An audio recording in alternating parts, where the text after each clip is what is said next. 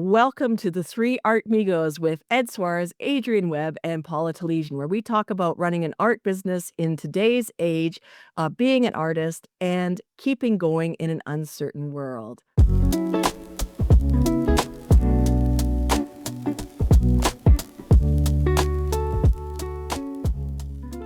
Hello. Hello. So we wanted to talk a little bit about legitimacy when it comes to being an artist, feeling legitimate, getting recognized with your skills and among your peers and to our general audiences. So let's just start the conversation. That's a good idea, isn't it? Just before we hit the record button, actually, we were talking off air, weren't we, Paula, about there was an article you were reading online, which is using tons of fancy words, most of which I don't understand. That probably won't come as a shock to most of you. However, there were some really meaty things in there, which we thought, that would be a good topic for discussion on the podcast. And we all picked up on this one word, legitimacy. Now, for us, I guess we've kind of never really worried about that kind of thing because we've just been so brazen as just to get on and do our own thing anyway. But Paula, you did mention something about an artist that had to show up in a particular show or place. Other than that, or they weren't going to fit in or be legitimized or respected by peers. Do you want to just walk us through that? Because I think that will help put a little bit of weight behind what we're going to talk about today. Yeah. So one of the issues I've come across consistently over the years with artists is that there is no license, no bar exam, no nothing that you are an artist, no sign that you are an artist. Some people go to art school and then they say, therefore, I'm an artist. And the rest of the artists want to join in shows that are like the Royal Academy of Art show or larger art fairs to prove that they've been accepted by their peers and are therefore a legitimate artist. So I was talking to this person and they were insisting they had to go to this show, which is thousands and thousands of pounds, in order to say, here I am, I'm legitimate. Now you can buy my beautiful art for thousands of pounds as well. And my response to that is no, you don't need to do that. You don't need to go to these shows and pay out to organizations that do their very best to keep most people out. We're told it makes us legitimate. What I'm saying is we don't need that. So that's a really, really good point. And what of course, we can't interact with everybody who's listening because we're pre-recording this, but it would be really, to me, interesting to find out whether other people feel that they need to have some kind of feedback to say, yes, you're credible in order to feel like they're doing the right thing. So if we put that into context, I say we've never done that. We haven't ever done that, but the course and the path that we've taken has very much been born out of not knowing any different. So we talked about that in a podcast before where I've driven down to the Royal Academy of Arts. They do a summer exhibition thinking what I've done is the greatest thing since sliced bread. Goes down on the back of a van. It's rejected. I come back feeling awful and terrible. And then we decide, no, screw that. We're going to do our own thing. We would have done our own thing anyway, and we're kind of heading that way anyway. But maybe at the time, and you'll forgive me because it's 12, 13, maybe 14 years ago now, was I looking for some kind of validation? Was I looking for some reason to be able to shout from the rooftops, look at me, look at what I've done. Therefore, that equals I am a legitimate artist. I can use those 6 letters to describe myself and still feel good about it when I wake up each morning. And I wonder if that's at the core of when we're looking for validation, and it is inward validation. None of us actually really need that. We can still survive. We can still get a roof over our head. We can still go to the grocery store and buy our groceries, and the people who actually like us as human beings will still like us, whether we have that validation or not. So it'd be really interesting if we could, get everybody online who's going to listen to this at the same point and go, what is it that you are looking for? What are you looking for? You're going to enter that show, I presume, and it might be wrong of me to assume that because you want to sell art or you want it to go to people who want to spend some money on it, or however you want to classify that. But over and above just making sales, let's say you're in a show that isn't there to necessarily sell anything. Why? Why are you doing it? What are you looking for? What's the reason behind putting all that effort in? Is it purely to satisfy the self? Is it to satisfy a need for someone to go, this is really good, or you're a really good artist, or because I'm part of a show or a national exhibition or something that has some kind of recognition behind it, and I guess that there's another one, another debate for another day, then does that come back to you and make you feel good about what you're doing? In which case, why don't you feel good about it anyway? Well, I'm going to try and use one of my analogies here. So you think of something, and I say because of my love for cars and everything else like that. So Formula One drivers, you've got these young lads that are brought up through the ranks and they're getting younger and younger. I think again, so the last year it was the youngest. I think he was 17 years old when he signed and he was about to become 18 so that he could then become a Formula One driver. Now, you go back to the original days of the greats, and you would have to show and prove physically on a track somewhere that you could be this super duper Formula One driver, whether it be karting, Formula 2, Formula 3, to get to Formula One. Now, there is one exception, which I'll get to in a minute, but as an artist, do you have to basically go to all of these shows, be in all of these shows to show that you want to be that Formula One artist? Whereas in reality, you don't, because you can show your wares as an artist now so easily on social media that it's very easy to show, how good you are. You don't need to, and unless you want that validation, like Ed was saying, you can show your wares and you can show those to people. You can't really do that if you're a Formula One driver, unless, and there is the one exception, and this is what it kind of talks about how good social media is these days, was, I'm going to say, maybe 15, 16 years ago, there was a competition that if you played a Gran Turismo on PlayStation, if you were good enough, then there were going to be certain people that were going to come and say, right, what we want you to do is actually try out in a real car to see what happens. And it became a formula, whatever it be. And these young lads that were basically playing on a PlayStation would send in their times, and then they would be brought to a certain place, put in a car, physical car, and then put in a race and eventually winning. And from that, they moved forward. But all of that kind of started with a social media, let's find somebody. So that's kind of the exception to the rule with the Formula One side of things.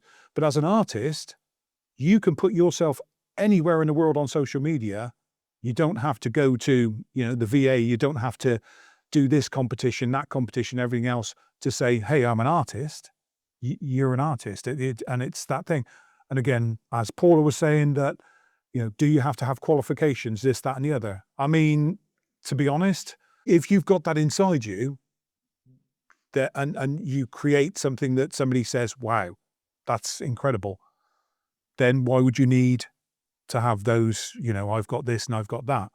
And I think personally, yes, it's a little bit of snobbery that you can say, well, I'm in this exclusive club that I can do this and I can do that.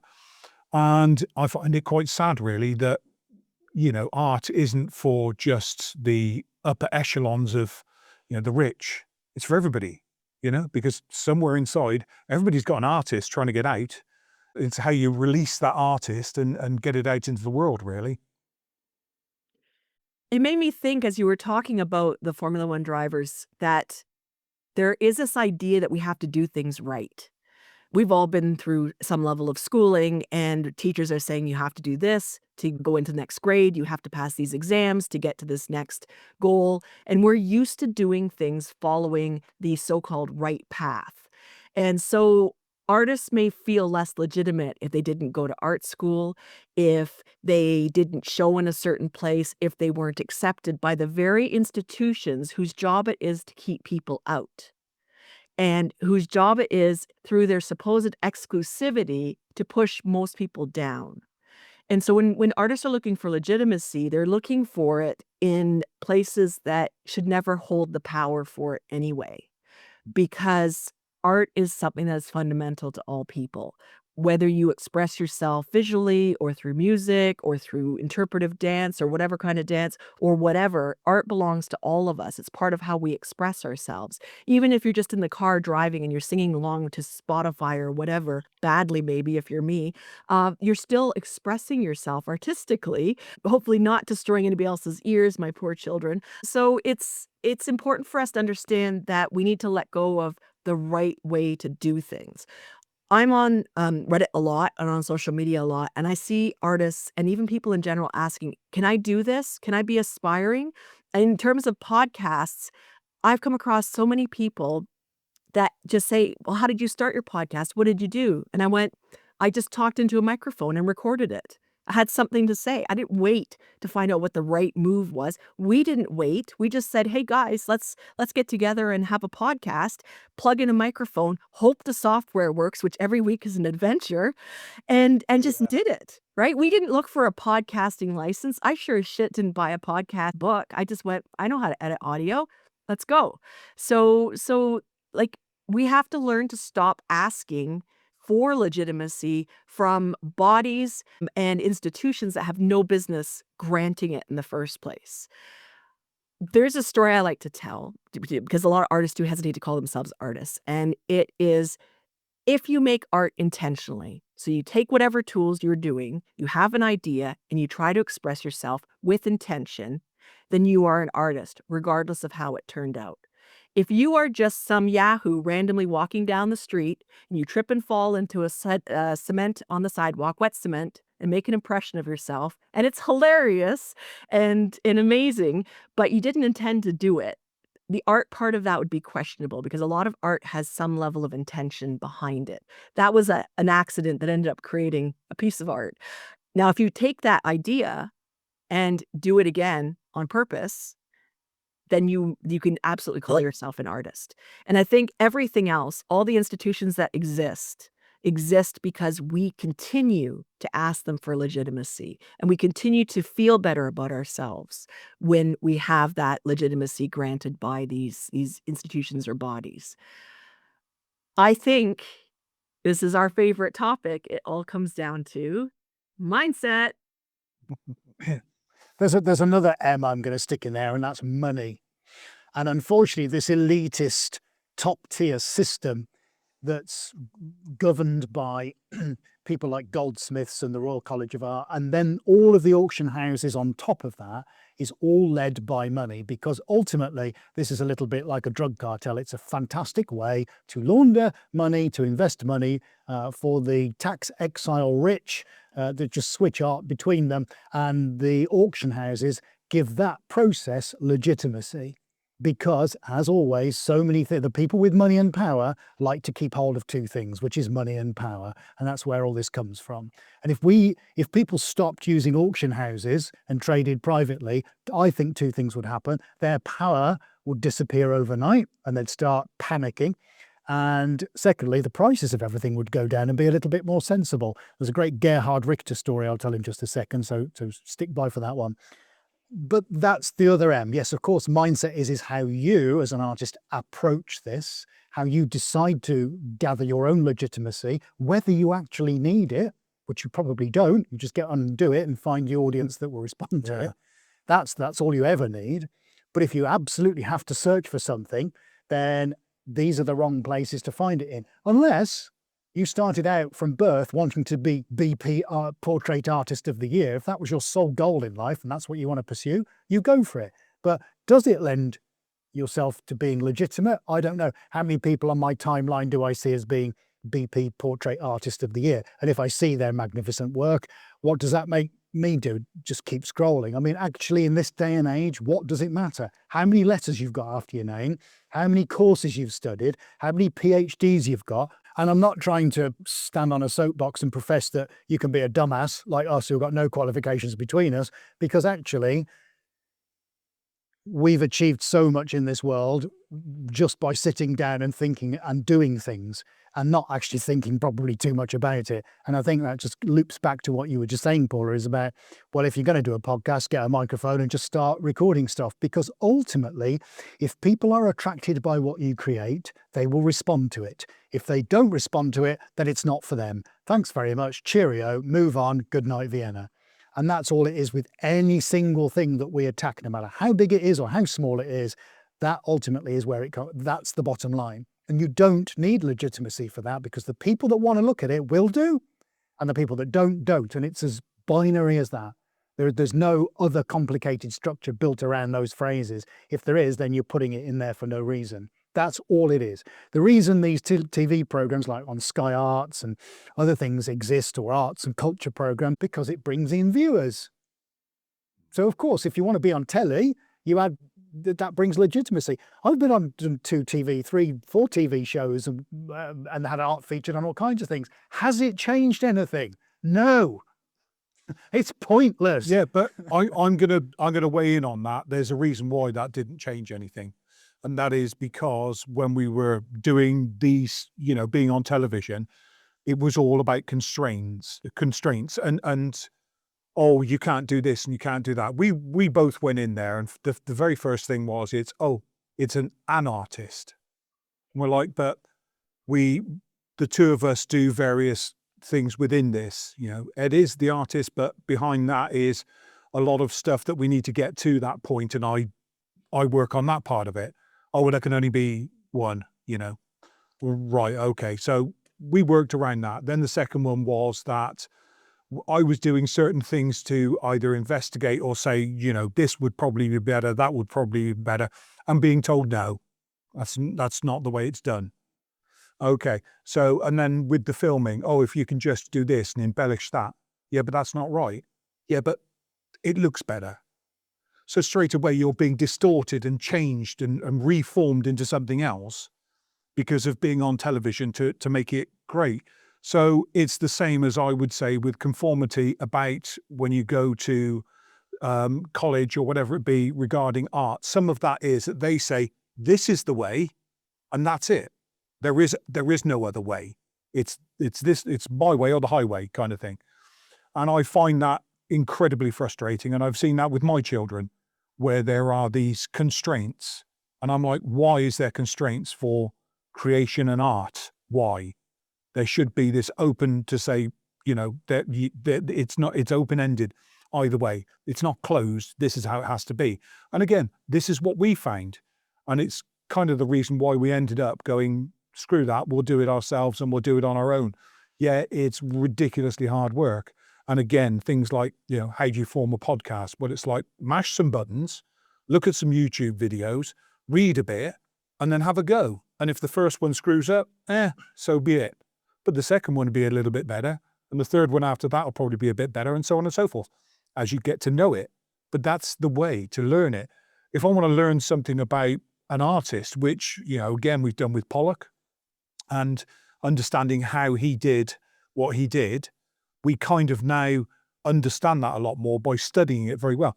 But if I'd have been sat at school and somebody had started doing that, I'd have been like, bored with this.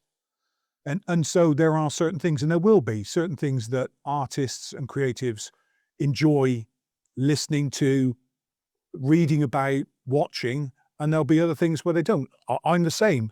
I don't, there's certain artwork that I go, I don't particularly, it's not my bag, and there's other stuff where I go, whoa, that's mind-blowing.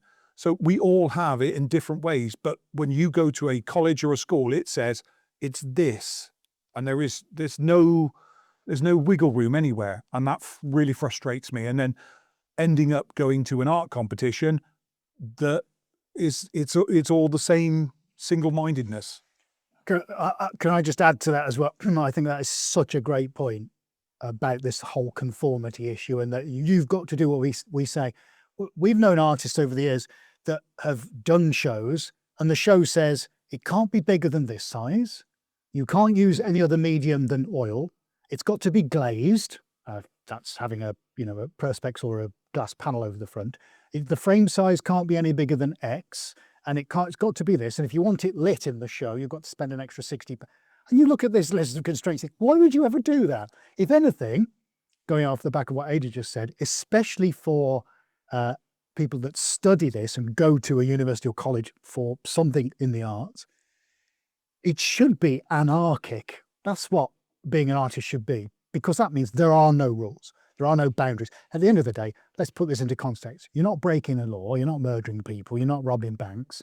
But as far as taking those boundaries away, and he's absolutely right, there shouldn't be any, because if you want to do your portrait at the Portrait Awards 25 feet high and use elephant dung to do it, oh no, you can't do that. Oh, but why? That's the medium I work in. No, but you can't do it. Yeah, but that's what I want to. Sorry, bye, you can't enter the competition. So already it's, and this absolutely frustrates the hell out of me, but I think that's the best. I don't think we're going to get a better point on this podcast. It's about conformity. This is the one thing we're all running away from as creatives. Yeah. If you're going to constrain me, then there's no point me doing what I'm trying to do, because I can't do that. That's not what I do. And that's why I'm a little bit passionate. One of my kids, that they were told that one of the parts they would have to do for their course would be to sketch paint a naked form. And it just happened to be that in came a rather elderly gentleman to strip off, and my kid felt really uncomfortable in doing that. I'm sorry, but you're forcing this upon them and they really don't want to do it. They feel really uncomfortable, yet you're saying it's part of their course that's going to be, marked at the end of it. And why? Why is it always that you have to paint a naked person? Maybe not. Maybe, being in the 21st century, we think of something else. How's that? One of the things that leaves artists very vulnerable to scams is the search for legitimacy. And I think that we can't talk about this topic without talking about all the art scams. So aside from schools conforming the students to following a certain path, and certainly my kids went through that as well, because they went to art school and they were told you can only make a living as an artist if you go through the galleries, follow this process, and don't sell directly to the public, which I call bullshit on. And I told the school I call bullshit on it. It's the scams that are coming out. When I seriously launched my own art business and went what the kids would call ham for the first year and went from zero to a really good living in 12 months, I got a lot of emails from galleries in New York going, "We saw you online, come and do an opening in New York." And I initially thought, like, holy shit, this is amazing. I'm already making waves in a gallery in New York. And then I looked at all the fine print. $3,000 for the show opening, $5,000 a week. If you want to be in the paper, it's another whatever. If you want food at the show opening, it's another whatever. Ended up being some ridiculous $10,000 or whatever US to be in these galleries. And then I would go look at them on the map and be like, well, they're technically in New York City, but not really. Like it was the amount of emails I've received about that is just insane. Or the shows in Spain. Come and join us in Barcelona for the world-renowned XYZ show. Or there's a gallery in London, which I will not name on this podcast. I don't know if they're still around, but they were targeting me and my students. When I switched over to teaching artists as my main income, they were contacting them going, "You're amazing. Come and join us. We're right in downtown, whatever, London, UK, and we're legitimate." And yeah, they weren't. They were pay to play. That search for legitimacy to be recognized does make artists sort of go, "Oh, somebody saw me, but okay, they may want some money, but afterwards I'll be able to say I showed in New York or I showed in London or Barcelona or whatever." And it's a problem. I do love that artists are getting together. There's a group on Facebook that actually is called Artist Scams, and they share all these scams with each other or ask if something is legitimate. And so there is a community sense of protection, but we have to stop looking for external legitimacy. The way you are legitimate as an artist, if you choose to sell your work, is that people will buy it. That's your legitimacy.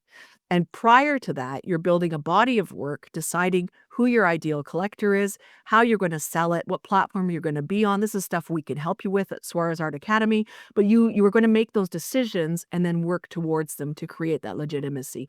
As with any other business, you get your legitimacy from when you put your product or service on the market, people see value in it and buy it. That's how you do it. The institutions are ridiculous. So let's imagine that we're in a different industry. So let's take plumbing, since Adie's been a plumber. And before I even knew you, Adie, I was picking on plumbers when I was sort of giving analogies for artists. So it's not personal. But let's take a plumber. And this plumber wants to make it big. So they want to get into the Royal Plumbing show of installing toilets and PVC piping or whatever. I don't know anything about this.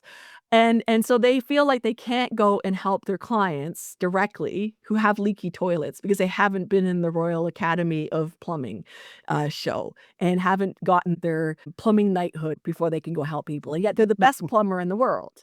Right? How ridiculous is that? I could see you trying not to crack up. You wouldn't wait. I mean, you would be licensed and everything else, but you wouldn't wait as a plumber to get some ridiculous thing in order to help your clients. You would just go out there and help your clients. So what are artists doing?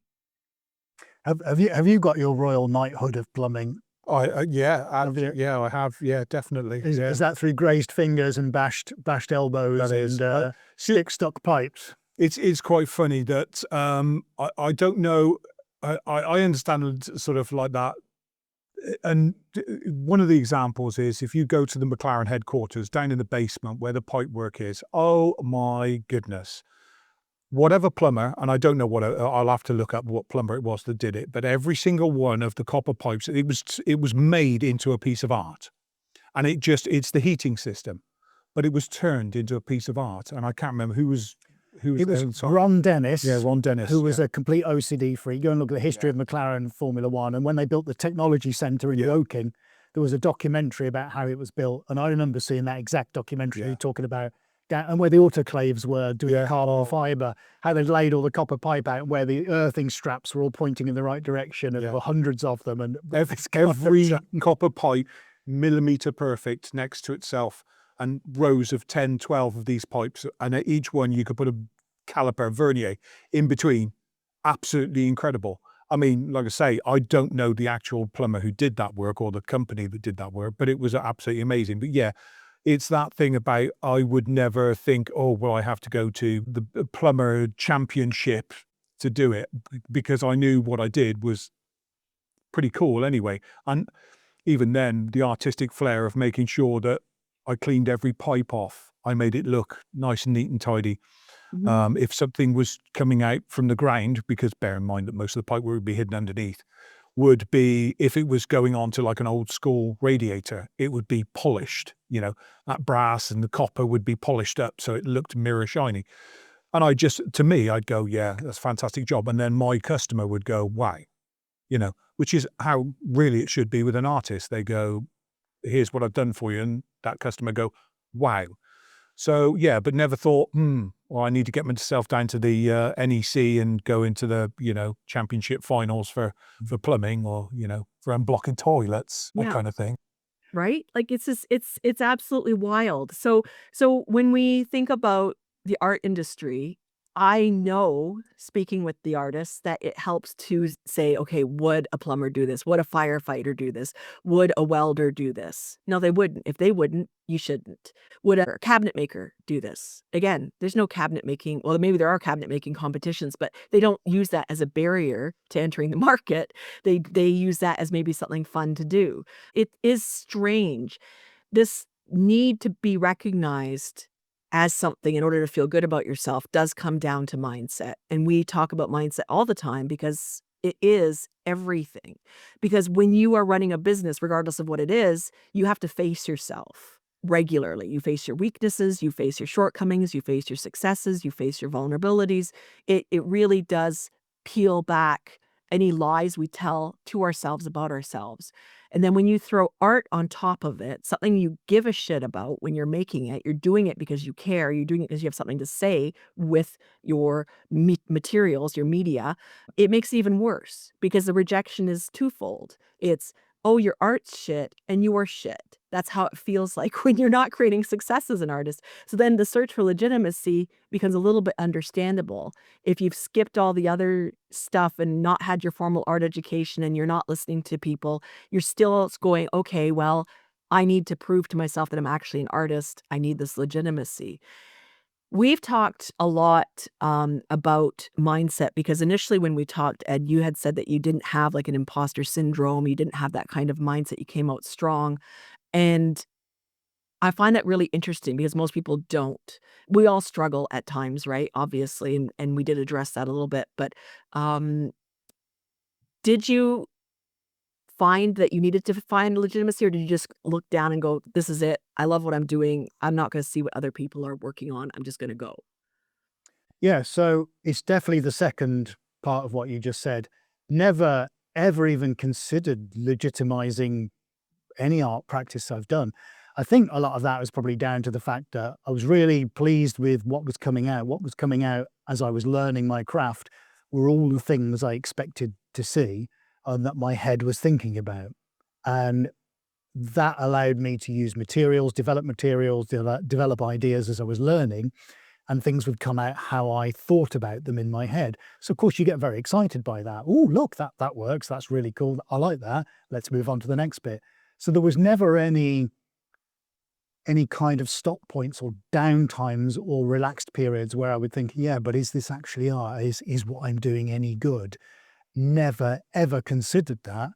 And I think in some respects, maybe, certainly for me anyway, as a human being, asking that kind of question is the wrong kind of question to ask. Yeah, but am I any good? I know that's imposter syndrome. I know that's a whole host of labels you can put on it.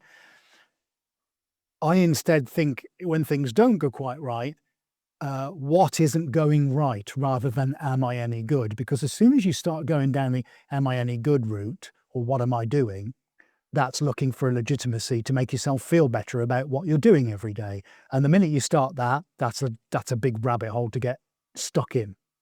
So when things aren't quite right, or you have a bad session, or this, that, and the other doesn't go right, I tend to think, what is it I can make better so that I don't do what I'm doing currently? Or I say make mistakes, but if it hasn't gone right, the worst thing you can do is then go and look for an outside source to make you feel good about what you're doing, because that's the search for legitimacy. So yeah, never even considered that right from day one, because I had absolutely no doubt in my mind that we would sell a ton of paintings and people would love them. And do you know what? With that mindset, we sold a lot of paintings and people love them. It's funny, isn't it? What you project out comes back to you. How many Instagram posts have you seen with motivational stuff on it saying, you are the bringer of your own destiny. If you put it in the universe, it'll come back to you. Da, da, da, da. And all the million cliches from the beginning of time when Buddha decided to say something real, or Confucius, that was really good. It's actually quite true. That portion of self-belief really is the thing that powers everything. And I will tell the Gerhard Richter story before we end the podcast, because I did promise I'd say that from earlier You sure? on. You keep going on about I it. keep going on about it. I'll tell you in a second. Okay. So anyway, yeah, never ever looked for legitimacy right from day one. Maybe that was a naive thing. I just thought, oh, just get head down and just keep practicing and just painting nice things that make me feel good. Why do I need anything else? Because actually I don't. Maybe I didn't even think about it. I don't know. Maybe I didn't exist on that emotional or intentional level that thought I needed it. A bit of bullishness, maybe. Who knows? Long time ago. Can't barely remember what happened yesterday, let alone 12, 15 years ago.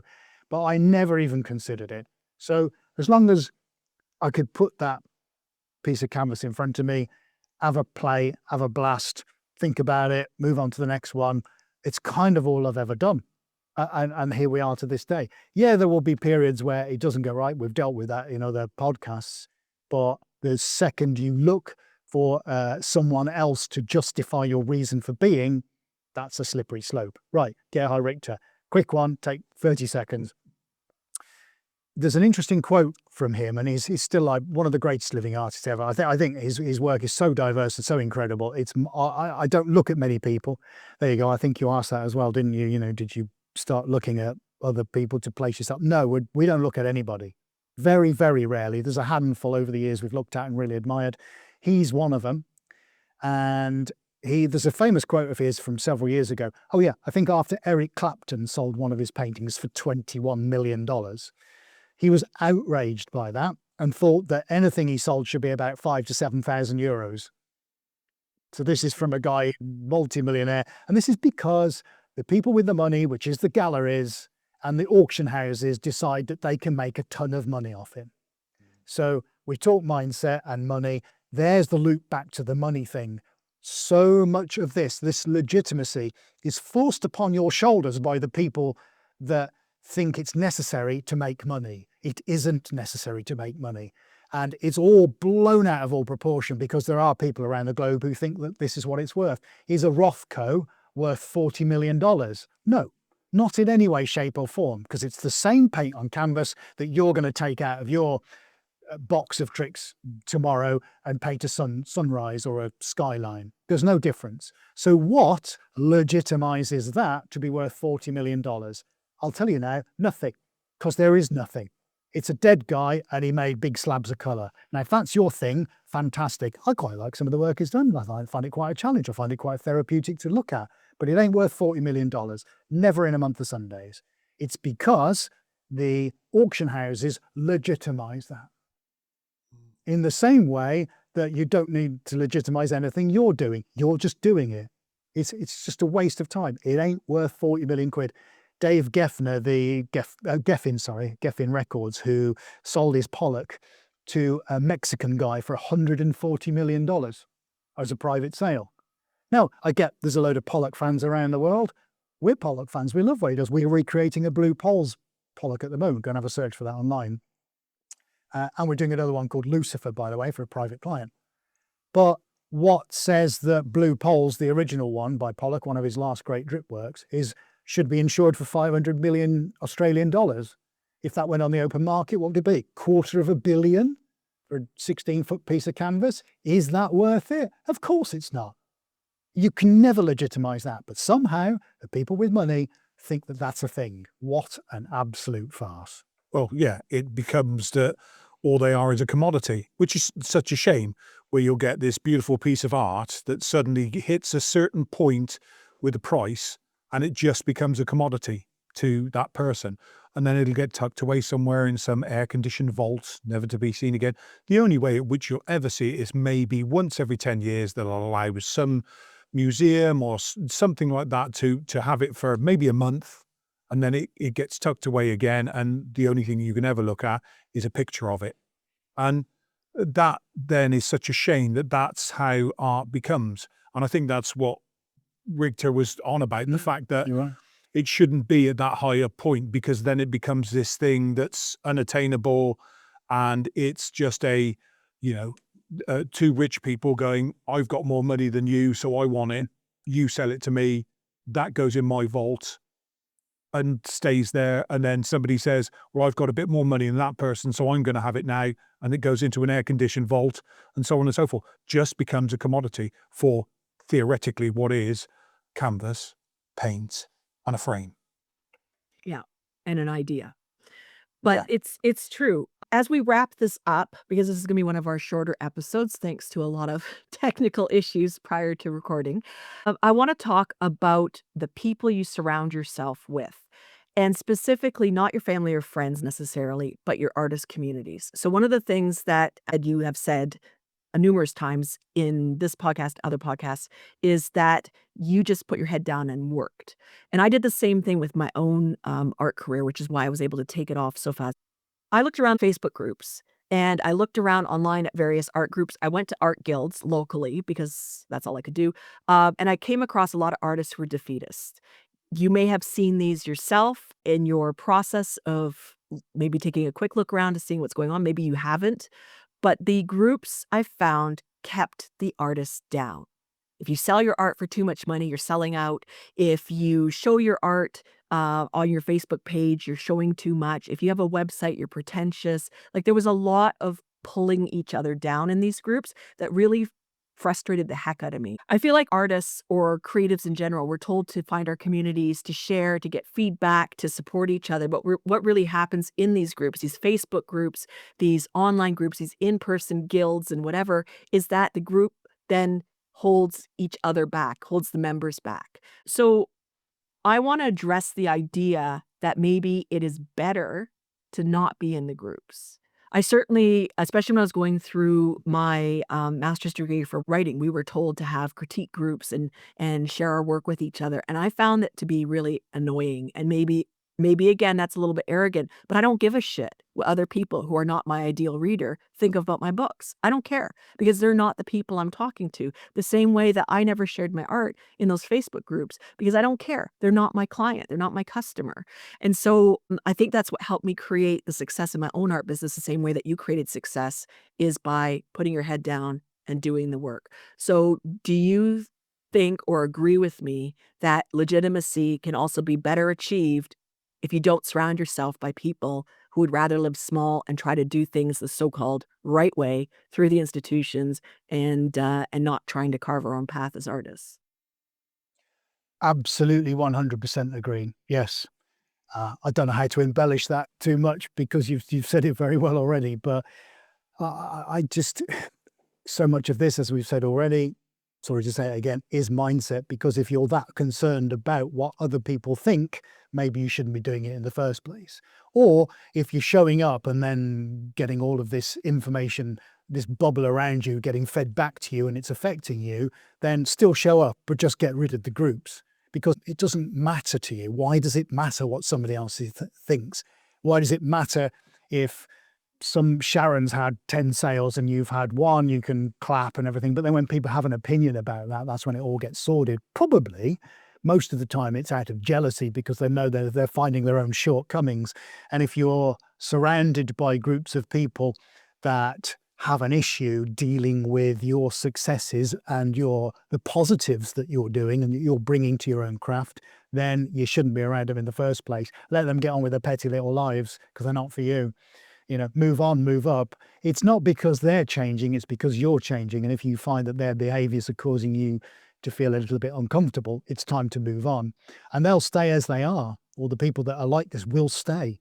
It isn't because of something you've done, it's because something they're not capable of doing, which is supporting you. So yeah, just don't bother. There's 0 point. That may be a bit controversial because some of you listening may really enjoy that and be part of it and actually find that as a fantastic community. It's only when it causes you problems that's the time, I think, to step away from it and concentrate on your own thing. And if you're getting worried or sidetracked or sucked into what everybody else is doing, of course, it also takes away your time from doing what you should be doing. So the more time you spend in these pursuits with other creative people, the less you're actually investing in yourself. So yeah, it's worked for us. We're quite insular, despite the fact we have good numbers out there in the world of followers and interactions and metrics and this sort of stuff. It only goes so far because ultimately you're the own judge of whatever creative output you have, and that's all it should ever be. Is just if you feel good about it, fantastic. You'll portray that out into the world. You'll find an audience that responds to it, and someone will pay money for it. You're welcome, because that's it. End of story. Job done. Yeah, I think it's, for me, word of the day is it's the constraints. And if you have a group of people around you saying this, that, and the other that are constraining what you're trying to do, it's trying to remove as many constraints as possible. There's enough as it is, whether it be financial or it be with time. We all have constraints with our art. And to remove as many as you possibly can so that you can carry on with your art is the best way forward. And if it means that you have people that are saying, oh, I don't think you should do that. And you think, maybe because they said I shouldn't do that, I'm not going to do that. It's a constraint to you. If you think you should do it, just do it. And it's been our little bit of a motto really, hasn't it? That just do it kind of thing. And it's because we ended up where we thought, well, there are too many constraints. How do we remove those? Okay. We do that by doing things ourselves. It's hard work, don't get me wrong. Us trying to push and battle through everything. And every week there's some kind of battle, but it's a constraint that we don't have by somebody saying, well, sorry, I've tried and that can't be done. When you actually try yourself and you go, oh, well, actually, you can do it. That's that person that was constraining you. They didn't want you to move forward. And I think removing as much of that as you possibly can to pull that creativeness out and get it out into the world is the best thing. When we surround ourselves by people who cheer us on, encourage us, and all of that, everything and anything is possible. When you're surrounded by people who say, "Oh, you sold 5 paintings, you're stealing all the art clients in the world from me," remove yourself from those people, right? So that's it. I mean, both of you, Adi and Ed, obviously cheer each other on. You work together as a team. You do incredible things. You face obstacles, and you're still here 15 years later. And when we're on Zooms, when we're recording this podcast, I see all the art behind you. When I walked into your previous studio last year and a bit ago, and saw all the paintings, the huge, huge paintings everywhere, and incredible work. I mean, that speaks a lot to not looking around, to choosing the people around you very carefully, to being aware that you have to believe in yourself, trust your gut, trust your judgment, follow your instincts, and just do the thing. Whether it works or not, it's data. It's data you can use to move forward in a different way, in a new way. It may actually inspire you to go in a completely different direction. When you pulled out and created your first spin painting using a spin table, did you think you were going to be doing a 3.5-meter spin painting? Probably not. Probably not. Or any of the cool stuff that you've done over the years and not made mud in the process, which I'm in awe of, because color mixing to that degree and not making mud takes mad skills. So yeah, it's really important for us to pay attention to why we're searching for legitimacy, what we've taken in that we need to unlearn, what our mindset is, and that we don't need permission from anybody else to do something to create art. Obviously, keeping it to, like, maybe we won't murder people and create art from that, but everything else, yeah, go extremes. Everything else, we need to trust ourselves to be able to make the decisions to create art, and that the institutions that exist right now are leftovers that need to go. And when we stop paying attention to them and stop asking them for legitimacy, thereby creating legitimacy in them, we can then move on as artists and create the businesses and the success and the sales that we and our art deserve. Is there anything else you want to add before we wrap up this podcast? I think you said it wonderfully. Very good. Awesome. So, for anybody who's looking for legitimacy, I hope that you take everything that we've said on board, that you can create success faster and greater if you leave the negativity, if you choose your own path, if you decide that you can learn anything, you can build, do, and be anything you want once you do that work. And if you want to work with us, head on over to swarezart.academy today. You can work with us in any of our programs or in one-to-one coaching. And of course, subscribe and follow our podcast on Spotify, YouTube, Apple Podcasts, Amazon, and Audible, and other podcast platforms. And stay tuned for the next episode, where we will cover, we have no idea, we'll decide over the week. And the new episodes will be out every Saturday. We will see you in the next one.